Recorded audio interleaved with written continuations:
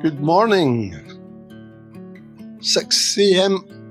and the sun's coming up and it's going to be another glorious day. Two dogs have joined me. This one's injured his foot.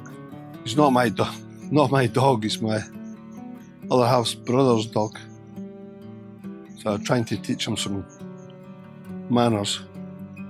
Okay, good boy. Leo's already got good manners. Well, you can see I'm taking my diet a little bit seriously until Ted gets rid of his baw face, as we would say in Scotland. I have to explain that to my other half that it's a ball face, but he's got a right baw face. So once he's a bit kind of slimmer looking, then I'll be happy. I thought I'd try a different type of melon this morning. I bought this the other day. Not a good idea. It's okay, but it's nowhere near as good as the others. The watermelon and the honeydew melon that we get in UK. I've got another one in the house, but I need to finish this one first. No. Look at Leo sitting nice. Come here, Paw. Good boy. Okay. Right, I'll only get a couple left. Go on. Oh, you let Leo get them all gone. Smell was quite nice, but it's too firm for me. I'm sure it'll be quite healthy. And it won't go to waste. The chickens will get that. But this is its standard way. It's not that I've picked a bad one. I've had them before, but I couldn't remember. When I was picking it up, I thought, the last time I had these, I don't think I liked it, but it was quite a long time ago. And the reason it was quite a long time ago was because I didn't like it very much then. It'll be a long time before I buy another one. I've still got half a melon in the fridge. Well, yesterday quite a few plants for the garden, so after breakfast I'll lay them into the positions I'm thinking to put them and then just go and plant them. First coffee of the day, it'll be chicken food. Standard watermelon, I take it right down to the skin.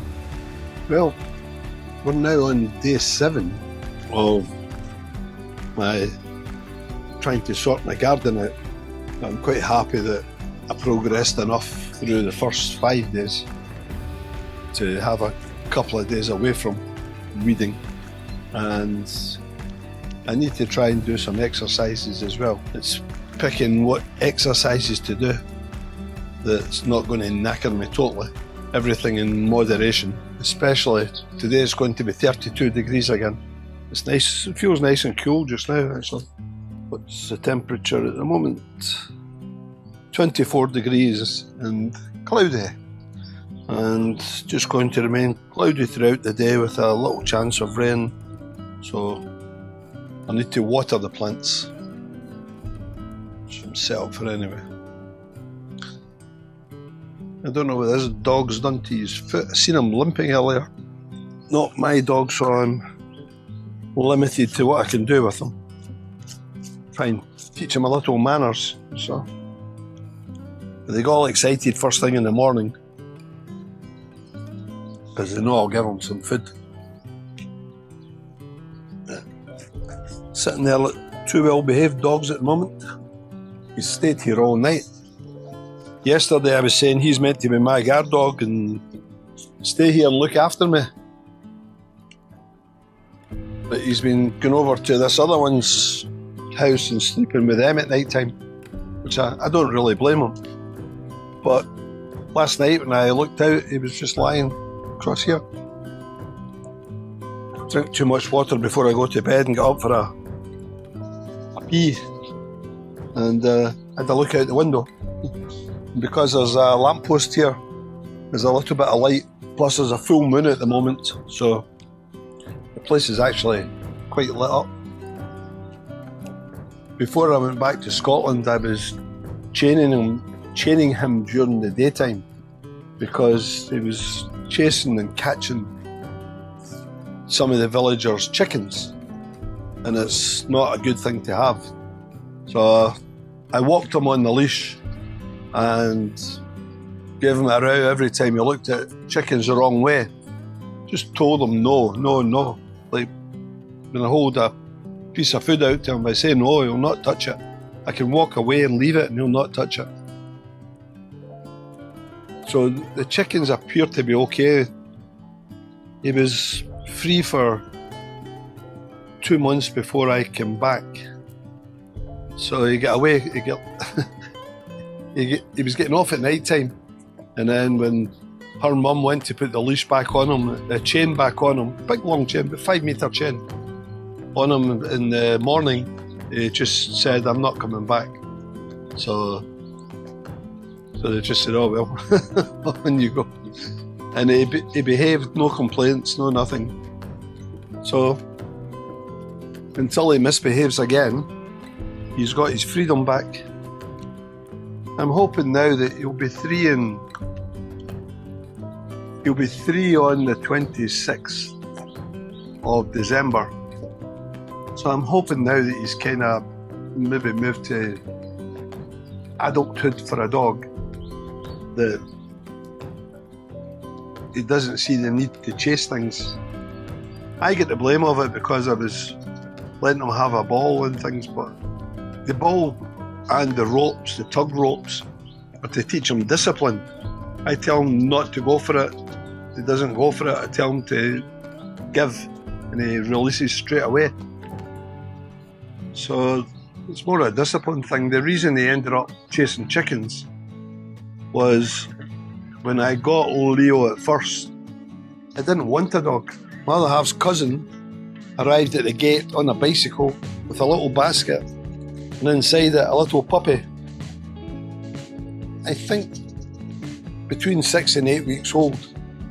And said, yeah, I went, no, I don't want a dog. It's too close to me going back to Scotland. I was going to Scotland 2 months later. He says, I'm going back to Scotland and I'll be away for a little while. I said, so I don't want a dog. There's no point.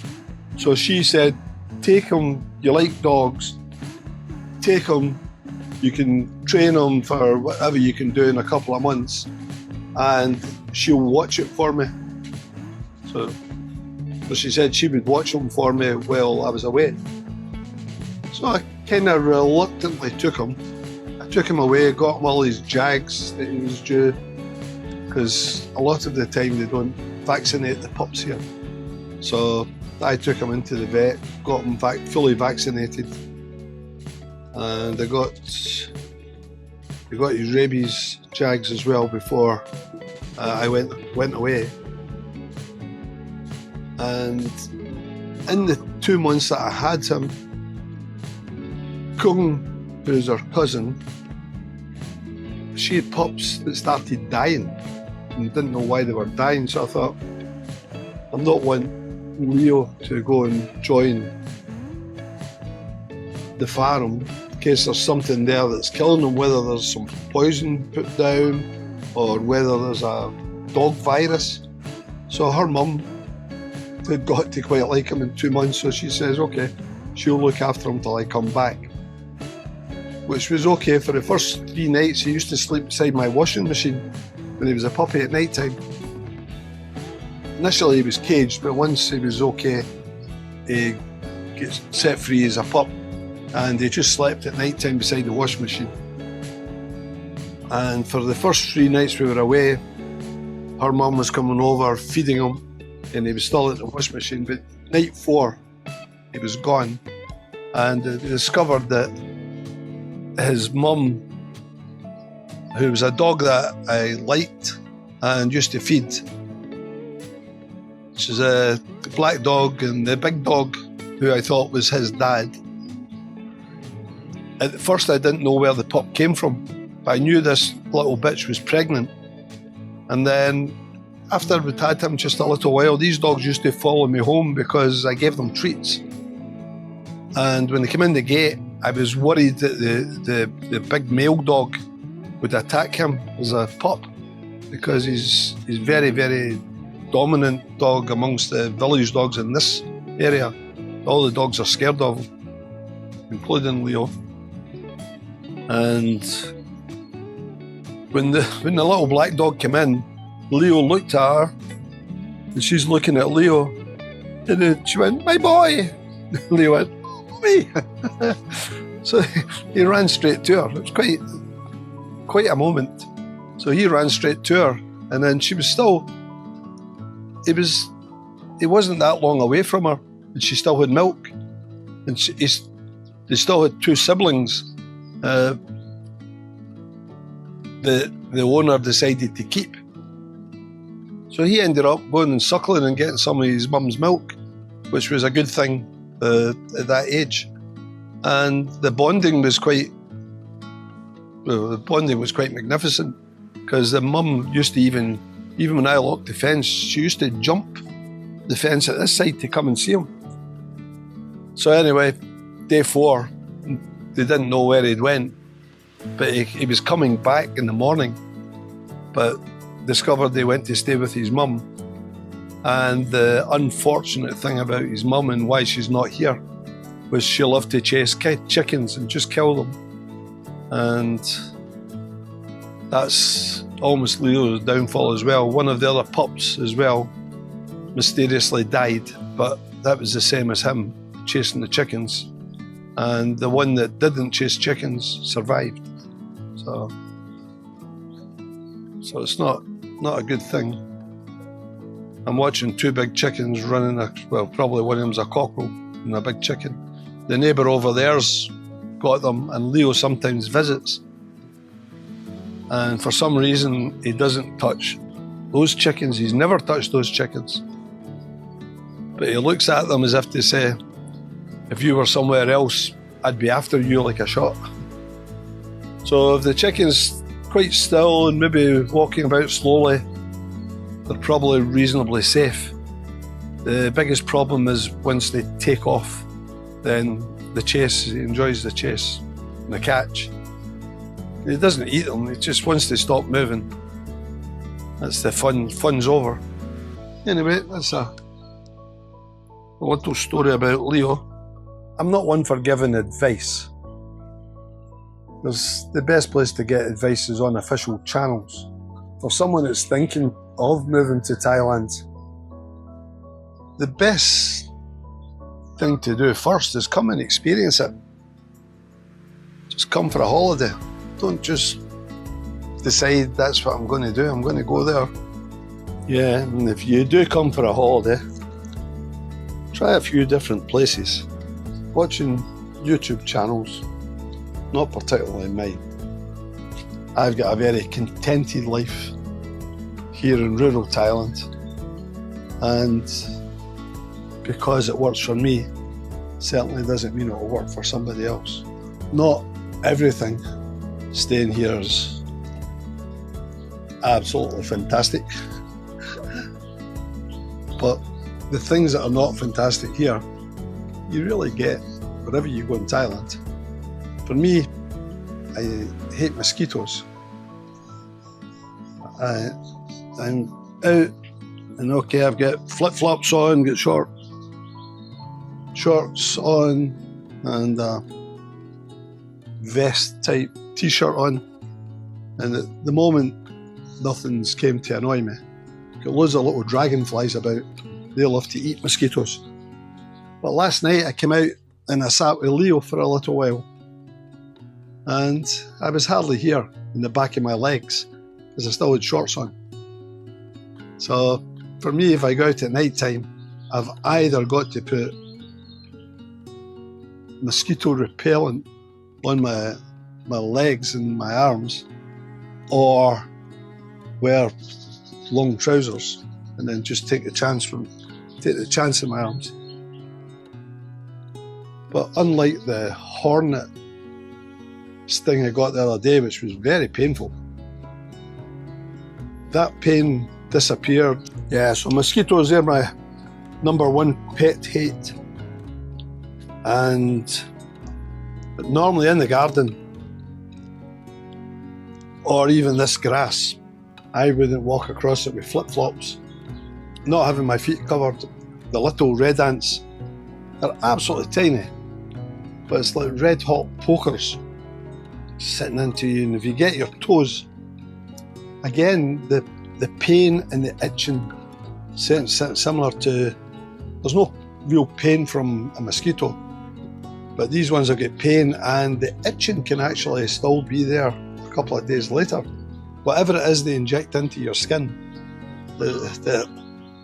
probably most people don't bother, but if you're like me, it's a real pain for a pain as in annoying for a couple of days. Just constantly want to scratch it. You've got to go in and put cream on. I bring a type of Savlon type cream with me here, and that seems to help, but apart from that, that's not too bad. That's not too bad. I can't think of anything else that I hate. The other downside to staying here is I've got a car and I've got a bike, so I can always get into the town. But when the car breaks down, then there's no public transport to get you into the town. So you need some form of transport. And then for anyone that stays here in the rainy season, the bikes are okay, but you need to time it so that you're not getting caught in the downpour.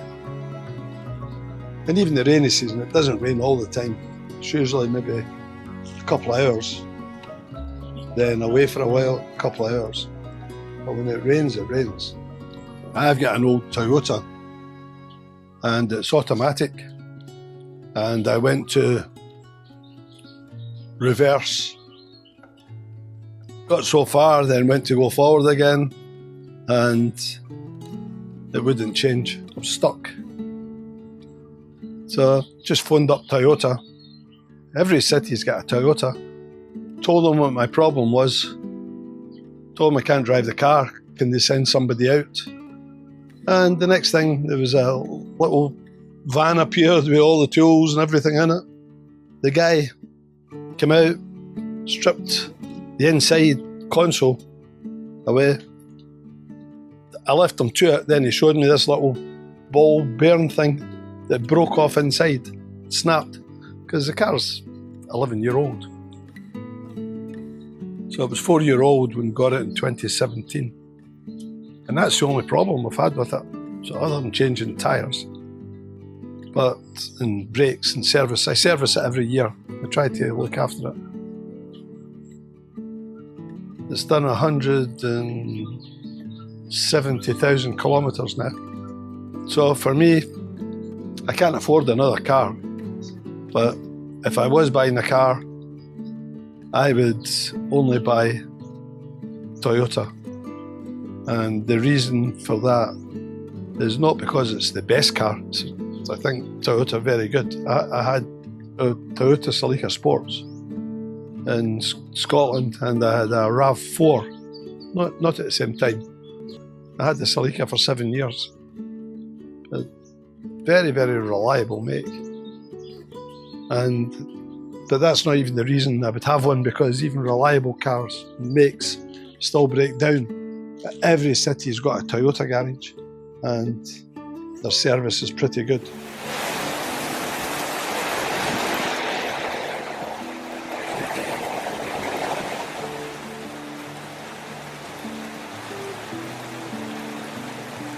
Well, as you can see, it's not all sunshine and fluffy clouds.